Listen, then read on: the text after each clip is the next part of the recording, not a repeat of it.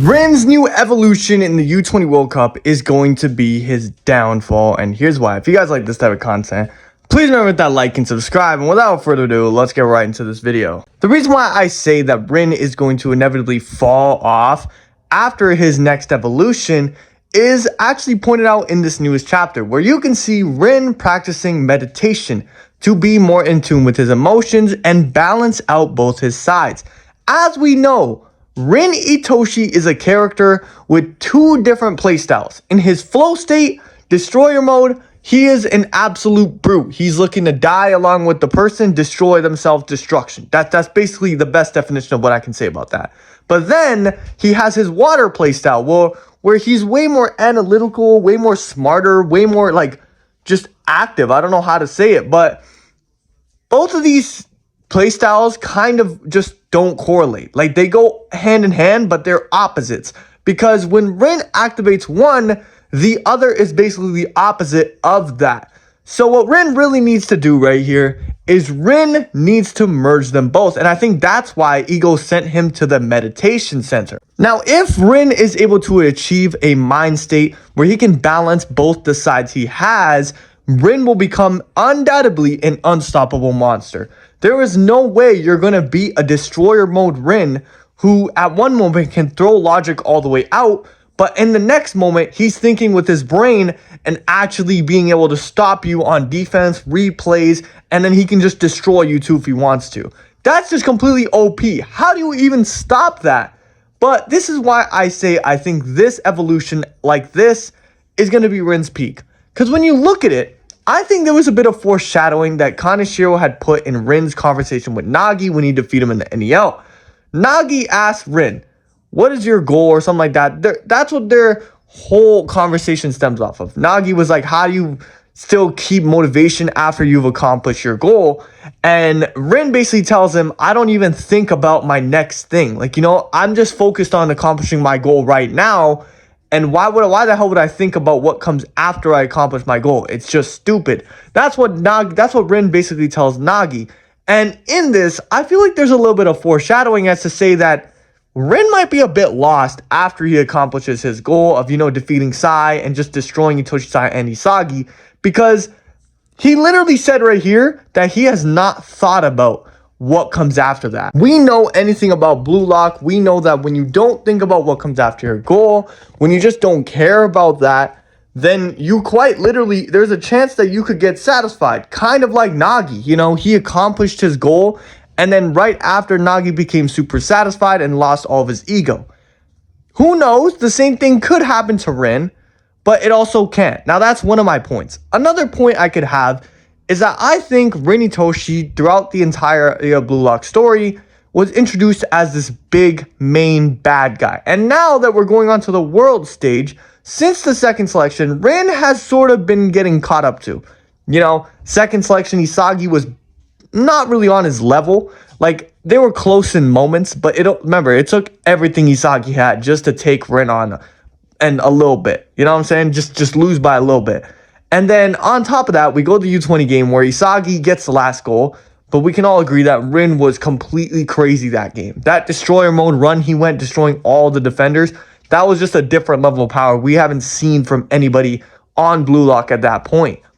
And then we go to the NEL where in this arc, Isagi and Rin are the most closest. In fact, they're both tied for number one, which means Rin low-key doesn't even have his number one tax anymore. You know, before it was like, narratively speaking, he's the number one bluelock player. So him losing or him failing is like, wow, like there's no way. You know, he's number one. He has to be betrayed as a symbol of strength, a goal for the other characters to get to. But now, I feel like narratively, Kaneshiro wouldn't have to do that because now there's two number ones. And I feel like now that Isagi's number one, in this next arc, he's going to definitively stamp his place in that number one spot, and Rin is going to fall off. Now, the reason why I say that is I really look at Rin as a character narratively, as I've shown you his gradual decline from that number one spot. I feel like this arc also for Isagi is the main arc where he's going to solidify himself as the number one, which only means one thing. Rin is either going to be promoted to number two, or maybe even demoted to number 3. He might even be below Baro. We don't even know that. But the next thing I have to say is that, guys, we need to really look at Rin as a character. What does Rin really need other than conquering his emotions? Conquering that whole conflict inside of him. You know, his conflicting play styles, his conflicting mindset. Once he's able to conquer that, what more can Kaneshiro really do with Rin that hasn't been set up? You get me? I just feel like after Rin gets over that whole hurdle, that whole conflict with him, Sai, Isagi, his emotions, blending his two playstyles together, he will, in a sense, become the perfect Rin Itoshi. He will become the perfect build. And from there, you guys already know, there's no way up from perfect. When you're perfect, you're the peak of your form, peak of yourself. Now, for somebody like Isagi, it's almost impossible to become perfect because he's constantly adapting and adapting and adapting and adapting to better and better things. Someone like Baro, he's just straight hungry. Baro will not be full until he achieves all of his goals. But I feel like once Rin achieves that goal and achieves that balance with his emotions and with Itoshi Sai, his brother, I feel like Rin will either get satisfied or Rin is just going to be a perfect character capped off at that level, and Isagi's going to keep growing and growing and growing. Now you're probably thinking, Extendo, what do you mean fall off then? If you're saying he's going to be perfect, then he's going to be on a different level from everyone else. I agree. Rin, when he unlocks that form, is going to be the best. I think he will definitely be the best when he unlocks that form. But I feel like over time, since there's not enough arcs and conflicts left in his character, Rin will start to fade away from number 1 to number 2 and maybe even number 3.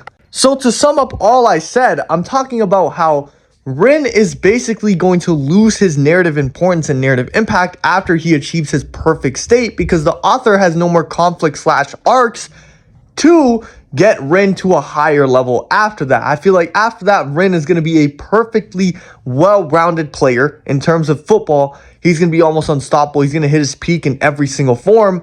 And I feel like in terms of his mental state, his ideology, he's also going to be at his peak because he's going to get over all those hurdles and all those conflicts he has with himself and his brother. I feel like inevitably this narrative impact deduction that Kaneshiro will give Rin after this transformation will narratively put other characters who still have an ambition past that and still have conflicts and arcs past that above him with more importance. I just feel like that happens in a lot of manga nowadays, and I wouldn't be surprised if it also happened in Blue Lock. Now, the opposite is also true. You never know. What if Rin accomplishes all of his goals, and he already said he doesn't think about what comes next after he accomplishes it, but let's say he accomplished his goal, conquers his demons, conquers his conflicts, everything. He achieves balance, he's a perfect player, but then there's only one obstacle left, and that is Isagi. And now his new goal is to strive to surpass Isagi. If this is the case, then I really do feel like, yes, Rin will still be very relevant and won't completely fall off. I think Rin won't fall off if that's the case. But I feel like Rin will never be back to that number one with Isagi ever again. After this point in the story, Rin will always be a number 2 or a number 3 to Isagi. I don't care what anyone says. I just feel like that is what's going to be awaiting for Rin. I just feel like he won't be on Isagi's level after the U20 World Cup arc. And it's not like it's going to be a clear, like if Rin still has the ambition to chase Isagi and defeat Isagi as well, Isagi's not going to be clear of him, but it's pretty going to be obvious by most of the community that yes, Isagi is portrayed as the best Blue Lock player and Rin is below him. But yeah, man, let me know what you guys think about this video down below. Did you guys like it? Did you guys not like it? Leave your comments down below too. I like to hear you guys' thoughts. Share it to any of your friends who are Rin fans. Let them know what they think about this theory. But yeah, man, I hope you guys all have a great day. Please remember to like and subscribe. We're almost at 7,000 subscribers. And bye-bye.